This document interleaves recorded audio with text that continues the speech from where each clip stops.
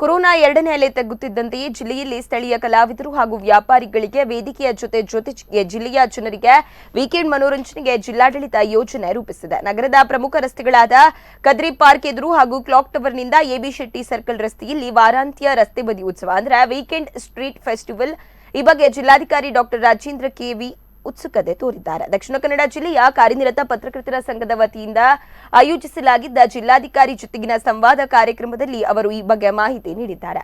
ವಾರಾಂತ್ಯದ ದಿನದಲ್ಲಿ ಶನಿವಾರ ರವಿವಾರ ನಿಗದಿತ ರಸ್ತೆಯುದ್ದಕ್ಕೂ ಸ್ಥಳೀಯ ಆಹಾರ ಕರಕುಶಲ ವಸ್ತುಗಳು ಸೇರಿದಂತೆ ತಾತ್ಕಾಲಿಕ ವ್ಯಾಪಾರ ಮಳಿಗೆಗಳು ಹಾಗೂ ಸ್ಥಳೀಯ ಕಲಾವಿದರಿಂದ ಮನೋರಂಜನಾ ಕಾರ್ಯಕ್ರಮಗಳ ಮೂಲಕ ಜನರಿಗೆ ಮನೋರಂಜನೆಯ ಜೊತೆಗೆ ಸಣ್ಣಪುಟ್ಟ ವ್ಯಾಪಾರಿಗಳಿಗೆ ಉತ್ತೇಜನ ನೀಡುವ ನಿಟ್ಟಿನಲ್ಲಿ ಈ ಯೋಜನೆ ರೂಪಿಸಲಾಗಿದ್ದು, ಈ ಉತ್ಸವ ವರ್ಷಪೂರ್ತಿ ನಿರಂತರ ವಾರಾಂತ್ಯದಲ್ಲಿ ನಡೆಸಲು ಚಿಂತನೆ ಮಾಡಲಾಗಿದೆ ಎಂದರು.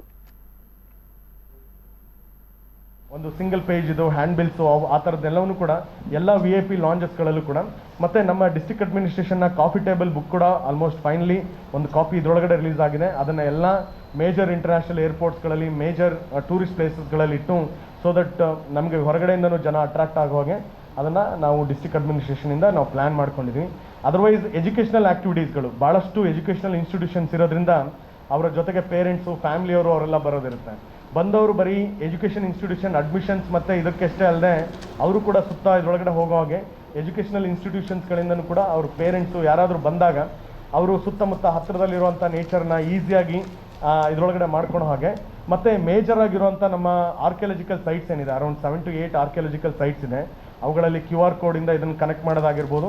ಮತ್ತು ಅವರಿಗೂ ಕೂಡ ಒಂದೊಂದು ಹೋಟೆಲ್ಸ್ಗಳಲ್ಲಿ ಬ್ರೋಷರ್ಸ್ಗಳನ್ನ ಇಡೋದಕ್ಕೆ ಹೋಟೆಲ್ ಅಸೋಸಿಯೇಷನ್ ಅವ್ರ ಜೊತೆಗೂ ಕೂಡ ನಾವು ಮಾತಾಡಿ ಹೇಳಿದ್ವಿ. ಧಾರ್ಮಿಕ ಟೆಂಪಲ್ಸ್ಗಳಾಗಿರ್ಬೋದು ಮತ್ತು ಓಲ್ಡ್ ಚರ್ಚಸ್ಗಳಾಗಿರ್ಬೋದು ಮತ್ತು ಫೇಮಸ್ ಆಗಿರುವಂಥ ದರ್ಗಾಗಳಾಗಿರ್ಬೋದು ಇವೆಲ್ಲವೂ ಕೂಡ ಒಂದೊಂದು ಹೋಟೆಲ್ ಇಂಡಸ್ಟ್ರಿಯವರ ಮುಖಾಂತರ ಅದನ್ನು ಪ್ರೊಜೆಕ್ಟ್ ಮಾಡ್ಕೊಳೋ ಹಾಗೆ ಮತ್ತು ಬೇರೆ ಬೇರೆ ಇದ್ದಂತಹ ಏರ್ಪೋರ್ಟ್ಗಳಲ್ಲಿ ನಾವು ಏರ್ಪೋರ್ಟ್ನವ್ರಿಗೂ ಕೂಡ ನಮ್ಮ ಏರೋಡ್ರೋಮ್ ಅಡ್ವೈಸರಿ ಕಮಿಟಿ ಒಳಗಡೆ ನಾನು ಅವರಿಗೆ ಡೈರೆಕ್ಷನ್ಸ್ ಹೇಳಿದ್ದೀನಿ. ಅದನ್ನು ನೆಕ್ಸ್ಟು ಫಾಲೋಅಪ್ ಕೂಡ ಮಾಡಿಸ್ತೀವಿ.